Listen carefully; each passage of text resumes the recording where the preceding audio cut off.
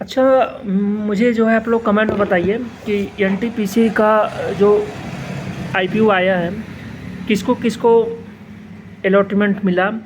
मैंने खुद अप्लाई किया था क्योंकि इसमें प्रॉफिट का चांसेस ज़्यादा है, क्योंकि इसमें जो है रिटेल इन्वेस्टर को अलॉटमेंट कम मिलेगा, क्योंकि जो बड़े इन्वेस्टर हैं पहले से बुकिंग कर चुके हैं, तो जिसको जिसको मिला है उसको प्रॉफिट बनेगा। अब इसमें थोड़ा सा मैं आपको इस स्टॉक के बारे में थोड़ा सा बता दे रहा हूँ। उदाहरण के लिए सबसे पहले मैं दे रहा हूँ, जो वारेव एनर्जी का जो आया था आईपीओ 66% लिस्टिंग गेन उसका हुआ। अब समझदारी इसमें है कि जिसको यह स्टॉक मिला है उसमें दो फ़ायदे हैं। पहला फ़ायदा है कि इसमें जो है प्रमोटर के पास कोई होल्डिंग नहीं जा रही है, स्टेक जितना भी पैसा 10,000 करोड़ का जो आईपीओ आया था, जितना भी पैसा उठेगा सब कंपनी में इन्वेस्टेड होगी, कंपनी के ग्रोथ में लगेगा पैसा। सबसे पहले ये फ़ायदा है, कंपनी के ग्रोथ में जब लगेगी तो वह स्टॉक अच्छा परफॉर्म करेगा लॉन्ग टर्म में। दूसरा चीज़ ये है कि वारेव एनर्जी का जो स्टॉक था जिसमें बड़े इन्वेस्टर ने पैसा लगाया, रिटेल इन्वेस्टर ने भी पैसा लगाया, उसमें क्या हुआ कि वारेव एनर्जी में जब लिस्टिंग 66% के ऊपर जब गई तो बड़े इन्वेस्टर ने वहाँ से अपना प्रॉफिट बुकिंग शुरू हुआ। क्योंकि हम लोग जो साधारण रिटेल इन्वेस्टर हैं वह एक क्वांटिटी, दो क्वांटिटी, अधिकतम 3-4 क्वांटिटी के हिसाब से हम खरीद सकते हैं, किसी की कैपेसिटी तो उतनी है नहीं।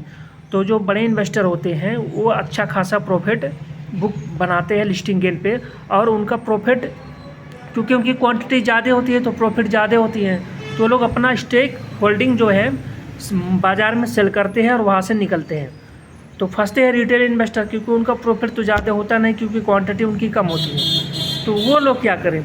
अब अभी आपने देखा तो वारेव एनर्जी का जब स्टॉक आया था तो 66% लिस्टिंग गेन किया, उसके बाद कहाँ स्टॉक खड़ा है जाके देखिए, जितनी उसकी जिस पे लिस्ट हुआ था उसी प्राइस पे आके फिर से ट्रेड कर रहा है।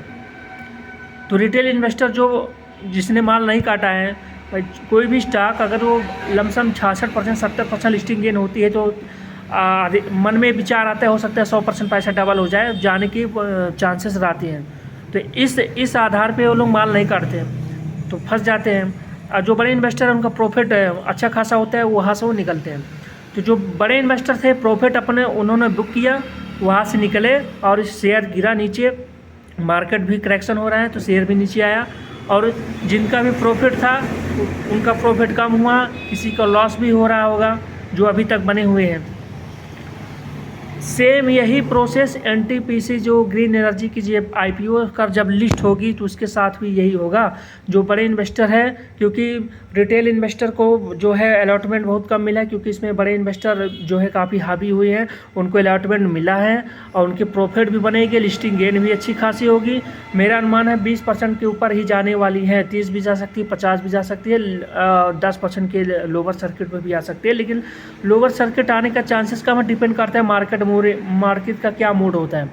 लेकिन जो रिटेल इन्वेस्टर जिनको अलॉटमेंट हो गया है, अगर जो 2-3-4 क्वांटिटी में लिए हैं तो बाकी का प्रॉफिट बुक करके तुरंत निकलेंगे और अपना 1-2 क्वांटिटी 3 क्वांटिटी स्टॉक होल्डिंग अगर उनको होल्ड करना है तो होल्ड करेंगे।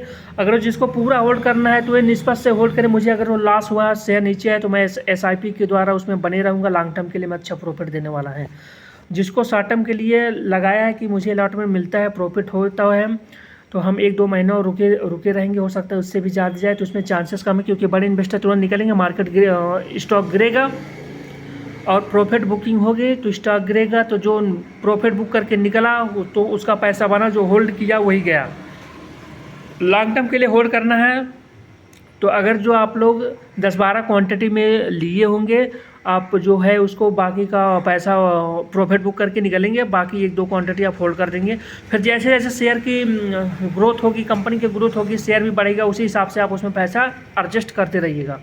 तो इस वीडियो में मेरे समझाने का ही मतलब, मुझे तो अलॉटमेंट मिला नहीं क्योंकि उम्मीद बहुत ज़्यादा थी, क्योंकि प्रॉफिट बनने का चांसेस भी बहुत ज़्यादा था, तो मुझे अलॉटमेंट मिला नहीं। जिसको भी मिला है उसकी तो बल्ले बल्ले हैं, बट ध्यान में रखिएगा कि प्रॉफिट बुक होते ही आप लोग तुरंत निकलिएगा, बाकी कुछ स्टॉक होल्ड कर दीजिएगा लॉन्ग टर्म के लिए, क्योंकि बड़े इन्वेस्टर नहीं करेंगे तो स्टॉक जरूर गिरेगा। वारेव एनर्जी के साथ जो हुआ सेम वही प्रोसेस इसका भी होगा। एक उदाहरण मैंने आपको बता दिया।